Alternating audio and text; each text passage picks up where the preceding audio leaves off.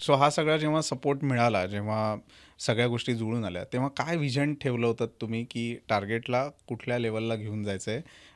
Even after you have started this in Covid, काय vision होतं डोळ्यासमोर? खरंच म्हणजे काही नव्हतं अनिकेत, म्हणजे ऑनेस्टली ना, आता मी MBA केलं. MBA मध्ये तर तुम्ही म्हणजे they prepare business plan, yes, forecast, exactly. स्वॉट अनालिसिस. करेक्ट. आता मी सॉरी म्हणजे असं सांगत नाही की करू नये.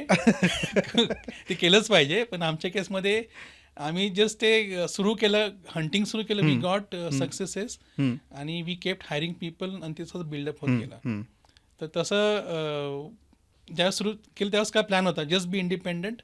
आणि दुसरं महत्त्वाचं म्हणजे we struggle with one thing, to create workplace where people can enjoy their work, hmm. They are satisfied with what they are doing.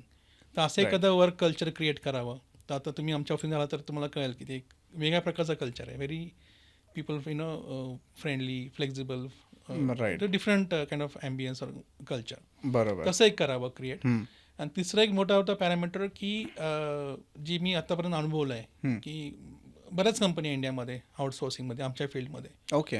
आणि वेन आय मीट कस्टमर्स तर त्यांना दे शेअर देअर एक्सपिरियन्सेस की बाबा हं, ह्या कंपनीने असं केलं आणि असा त्यांना अनुभव आला. हं. तर अशी एखादी कंपनी बनवावी की जिथे इंडियाची इमेज आपण इलेव्हेट करावी. Amazing. So that was a very crucial parameter की म्हणून तुम्ही जर माझं बघाल की कामामध्ये मी खूप स्ट्रिक्ट आहे. बरोबर. एक कॉमा किंवा punctuation, grammar, graphical line types, yes. Thick line, ते फार मी बघतो. म्हणजे ते Americans are very particular about it. Right. So if you pay close attention to this small small things ना, I think you have a great future. Correct. आणि ते खूप मॅटर करतं अमेरिकेमध्ये. बरोबर.